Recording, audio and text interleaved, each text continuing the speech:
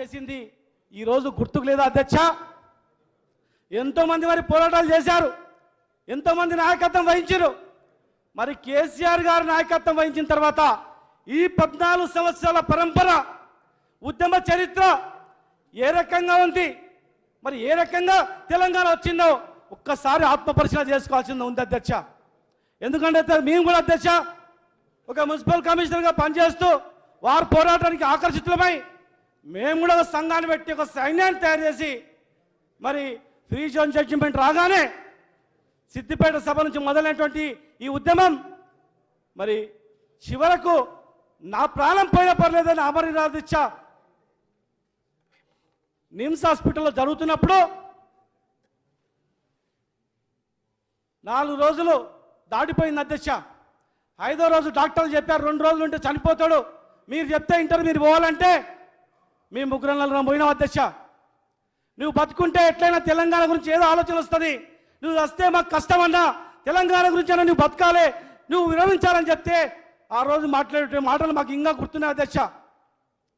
డాక్టర్లు తప్పు చెప్తున్నారు, నేను ఇంకా 4 రోజులు బతుకుతా, మీరు ధైర్యంగా కొట్లాడండి. అప్పటికే మేము 4 రోజులు పెన్ డౌన్ చేశాం అధ్యక్ష, ఇంకా 4 రోజులు చేయండి, ఆ తర్వాత తెలంగాణ వస్తుంది.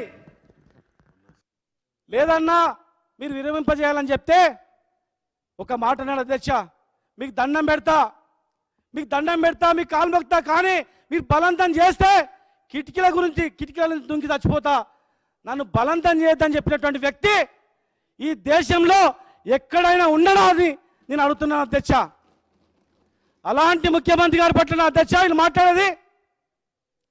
ఏనాడైనా ఉద్యమాలు జరుగుతున్నప్పుడు,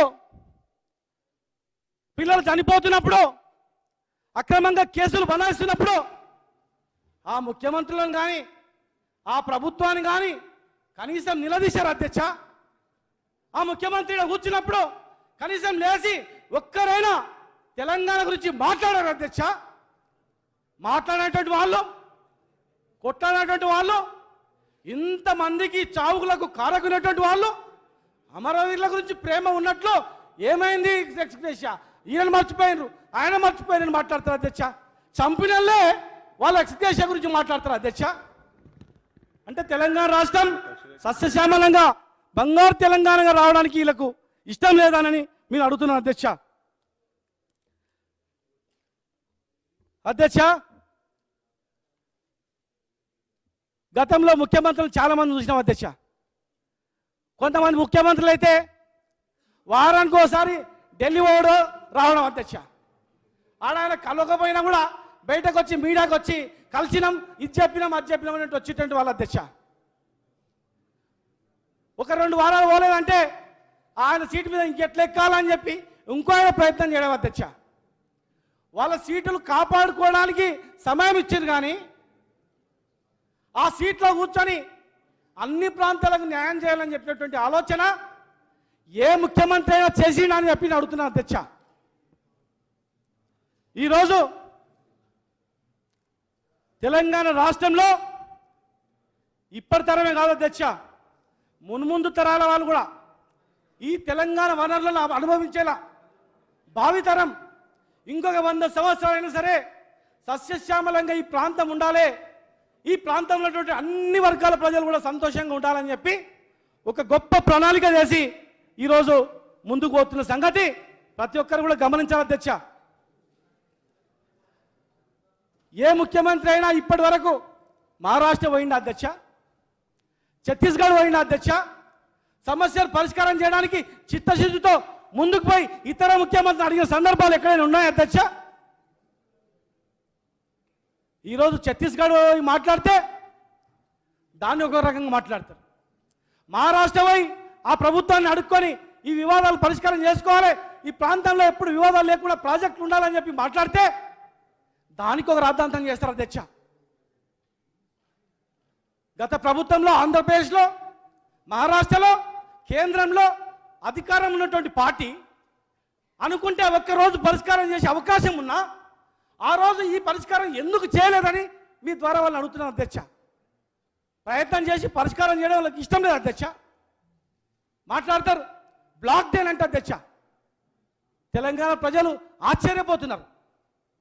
ఎక్కడ బ్లాక్ డే అవుతుంది? ఇక్కడ తీర్మానం చేసి ఆంధ్రప్రదేశ్గా ఉన్నప్పుడు బ్లాక్ డే కాదా? పోతిరెడ్డి పాడు తోకపోయినప్పుడు నదిలాగా ఆ రోజు బ్లాక్ డే కాదా? పిట్టలు కాల్చినట్టు కాల్చి కొట్టి చంపినప్పుడు ఆ రోజు బ్లాక్ డే కాదా?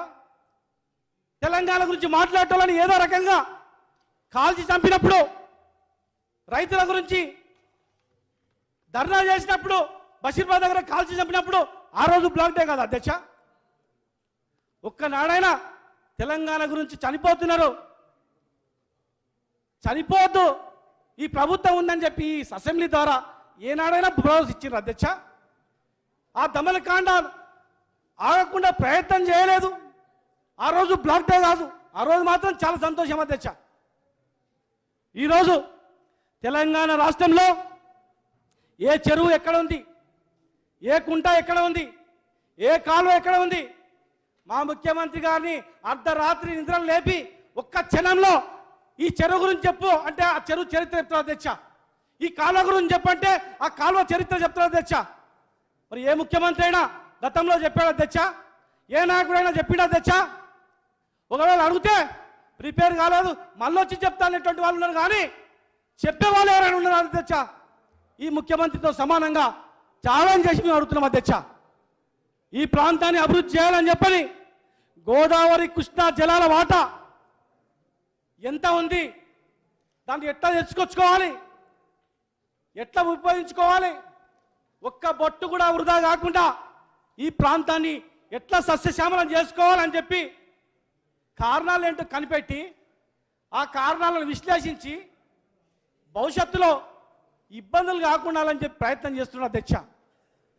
పాత ప్రాజెక్టులన్నీ ఆర్సీస్ కడితే నష్టం జరుగుతుంది అధ్యక్ష. ఈ ప్రాంతానికి సరి చేసుకోవాలి, రీడిజైనింగ్ చేసుకోవాలి, రీ ఇంజనీరింగ్ చేసుకోవాలి, చేసుకొని అవకాశం ఉన్న తోట ఎక్కువ నీటిని వినియోగించేటట్లు ప్రాజెక్టులు డిజైన్ చేసుకొని పాత ప్రాజెక్టులన్నీ కూడా కొత్తగా చేసుకోవాల్సిన అవసరం ఉందని చెప్పి ముఖ్యమంత్రి గారు గ్రహించారు అధ్యక్ష. ఇది తప్ప అధ్యక్ష? ఇది చేయడం అన్యాయం అధ్యక్ష. అసలు ఏం లేదు అగ్రిమెంట్లో, అగ్రిమెంట్ ఉందంటారు, పరిష్కారం కావడం వీళ్ళకి ఇష్టం లేదు అధ్యక్ష. ఎలక్షన్ మేనిఫెస్టోలో ఉన్నటువంటి అన్నీ కూడా మంత్రివర్గంలో పెట్టి రెజల్యూషన్ పాస్ చేసి అన్నీ అమలు అవుతూ ఎలక్షన్ మేనిఫెస్టో లేని కూడా ఈరోజు అమలు చేయడానికి ప్రయత్నం చేసి అనేక సంక్షేమ కార్యక్రమాలు కొత్తవన్నీ కూడా ముందుకొస్తే, కొత్తవన్నీ పైకి తీసుకొస్తూ ఉంటే, అమల్లోకి తీసుకొస్తూ ఉంటే, ఏనాడు ఒక్క మాట సమైక్య పాలనను నిలదీయనటువంటి వాళ్ళు స్వరాష్ట్రంలో సొంత ముఖ్యమంత్రిని ఈ గడ్డలో పుట్టి, ఈ గడ్డలో పెరిగి, ఈ గడ్డలో ఉద్యమాలు చేసి తెలంగాణ తెచ్చుకోవడమే గొప్ప కాదు, తెచ్చుకున్న తర్వాత నిలబెట్టుకొని సస్యశ్యామలం చేయాలని చెప్పి కంకణం కట్టుకొని ఈరోజు ముఖ్యమంత్రి ముందుకు పోతా ఉంటే ఒక నాయకుడు హడ్కోకు లెటర్ రాస్తాడు అధ్యక్ష, వీళ్ళ కప్పు ఇవ్వద్దని. నేను అడుగుతున్నాను అధ్యక్ష, ఒక వ్యక్తి పోయి ఒక ఆసాం దగ్గర పోయి అప్పడిగితే ఇంకో ఆయన పోయి అయ్యా ఆయనకు అప్పు ఇవ్వద్దని చెప్పాల్సిన అవసరం లేదు అధ్యక్ష. ఆయన ఆరోగ్యం బాగాలేదు, ఆయన చాలా అప్పులు ఉన్నాడు, ఆయనకు భూములు లేవు, తాకట్టు పెట్టిండు, జాగ్రత్త అని ఒక మాట చెప్తే అప్పు ఇచ్చేట ఆయన ఇస్తాడు అధ్యక్ష? ఇవ్వడు కదా అధ్యక్ష. మరి ఈరోజు హడ్కాకు ఈ చరిత్ర అంతా రాయాల్సిన అవసరమే ఉంది అధ్యక్ష. ఈ ప్రాంతంలో అభివృద్ధి కావద్దా? మంచినీళ్ళు తాగొద్దా? రోడ్లు ఉండొద్దా? ఒక ఆయన రోడ్లు ఎందుకు అంటాడు, ఒక ఆయన 2000 కోట్లలో నీళ్ళు వస్తాయంటాడు, ఇంకా ఆయన అడుకోకొద్దంటాడు అధ్యక్ష. డబ్బులు ఉన్నటువంటి వాళ్ళు బంజారాహిల్స్లో జూబ్లీహిల్స్లో ఉండి మంచిగా మినరల్ వాటర్ తాగి అప్పుడో ఇప్పుడు కాన్స్టిట్యున్సీకి పోయి రావచ్చు అధ్యక్ష. కానీ పోయి వచ్చినప్పుడు గ్రామాల్లో, బస్తీలలో, స్లమ్లలో ప్రజలు ఎట్లా ఉన్నారు, వాళ్ళ జీవితాలు ఎట్లా బాగుపడాలని చెప్పి ఆలోచన చేయాల్సిన అవసరం ఉంది అధ్యక్ష. అది విస్మరించిన రోజు ప్రజలు కూడా మనల్ని విస్మరిస్తున్నటువంటి ఆలోచన నాయకులు చేయాల్సిన అవసరం ఉంది అధ్యక్ష.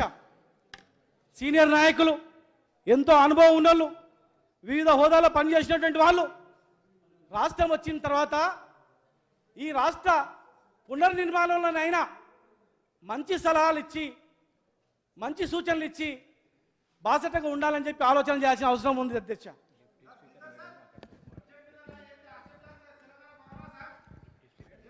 ఉకో తెలంగాణ భవనే రేపు ఏమవుతుందో చూస్తావు కదా అధ్యక్ష.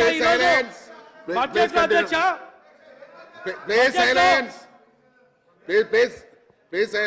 కృష్ణా గోదావరికి 1250 టీఎంసీల నీళ్లున్నాయి అధ్యక్ష, వాట మనది. దానికి ఎట్లా ఉపయోగించుకోవాలో పూర్తి స్థాయిలో అని చెప్పి ముఖ్యమంత్రి స్వయాన ఇంజనీర్లను కూర్చోబెట్టుకొని కొత్త ప్రాజెక్టులు ఏంటి ఎట్లా కంప్లీట్ చేయాలి, పాత ప్రాజెక్టులను ఎట్లా పూర్తి స్థాయిలో కంప్లీట్ చేసుకోవాలి, ఎట్లా వినియోగం తీసుకోవాలని చెప్పని ఈరోజు ఇప్పటికే అధ్యక్ష మా మహబూబ్నగర్ జిల్లా మా సంపత్ గారు కూడా ఉన్నారు అధ్యక్ష. ఆయన కూడా తెలుసు పూర్తి బీద జిల్లాలో మా కాన్స్టిట్యూన్సీగా బీద అని చెప్పి కూడా మనం మాట్లాడిన అధ్యక్ష. పక్కనే కృష్ణానది ఉంది అధ్యక్ష, ఆయన కాన్స్టిట్యూన్సీలో మొత్తం కృష్ణానదే పోతుంది. మరి కృష్ణానది మొత్తం కూడా ఆయన కాన్స్టిట్యూన్సీలో పోయినప్పుడు తాగడానికి నీళ్ళని పరిస్థితి ఉంది, వ్యవసాయం సంగతి దేవుడెరుగు. మరి ఈ దుస్థితికి 60 సంవత్సరాలు పరిపాలించిన వాళ్ళు కారణం కాదా అని చెప్పి ఒక్కసారి ఆత్మ పరిశీలన చేసుకోవాల్సిన అవసరం ఉంది అధ్యక్ష.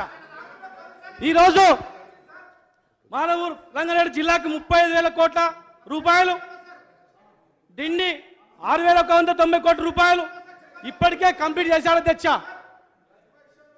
సీతారామ ప్రాజెక్ట్, భక్తరామ్ సాబ్ ప్రాజెక్ట్ శంకుస్థాపన కూడా చేశాడు అధ్యక్ష. మా జిల్లాలో లక్షల మంది వలస పోయి ఉన్నారు అధ్యక్ష. దుబాయ్లో, బాంబేలో ఒక జిల్లా ఉంది అధ్యక్ష. బయట మాది జిల్లాలు ఏర్పాటైతే తెలంగాణ మహబూబ్నగర్ జిల్లా సస్యశ్యామలం అయితే తిరిగి అందరూ వాపసు వస్తే ఇప్పుడు 2-3 జిల్లాలు కాదు అధ్యక్ష, 4 జిల్లాలు చేసే పరిస్థితి కూడా వస్తుంది అధ్యక్ష. అంటే అంత జనం బయటకు పోయినారు అధ్యక్ష. ఇన్ని వనరులు మా జిల్లాలోనే అన్ని జిల్లాలో కూడా ఈ వనరులు ఉన్నాయి అధ్యక్ష. ప్రత్యక్షంగా చూసినాం అధ్యక్ష. బస్సు పోతా ఉంటే చిన్నపిల్ల వచ్చి ఏడ్చేది, మళ్ళీ ఎప్పుడు వస్తాడో ఎప్పుడు రావడం అని. చచ్చిపోతాడో పెళ్లిలకు వచ్చేటువంటి పరిస్థితి ఉన్నటువంటి జిల్లాలు ఉన్నాయి అధ్యక్ష. మరి అలాంటి జిల్లాలు బాగు చేయాలని చెప్పి కంకణం కట్టుకొని ముందుకు పోతా ఉంటే ఈరోజు కాళ్ళ కింద కట్టలు పెట్టి ఎట్లా అడ్డుకోవాలని చెప్పి కొంతమంది ప్రయత్నం చేయడం మాత్రం చాలా బాధాకరం అధ్యక్ష. 60 ఏళ్ల సమైక్య పాలనలో ప్రజల అవసరాన్ని దృష్టిలో పెట్టుకొని ప్రాజెక్టులు కట్టింటే చాలా బాగుండేది అధ్యక్ష. ఈరోజు ప్రాజెక్ట్ కట్టాలంటే అధ్యక్ష, ఇల్లు కట్టాలన్నా ఒక ఇంజనీర్ వచ్చి ఎస్టిమేషన్ తయారు చేస్తాడు. సిమెంట్కి ఎంత, ఇటుకకి ఎంత, మేస్త్రికి ఎంత, దర్వాజాలకి ఎంత అని.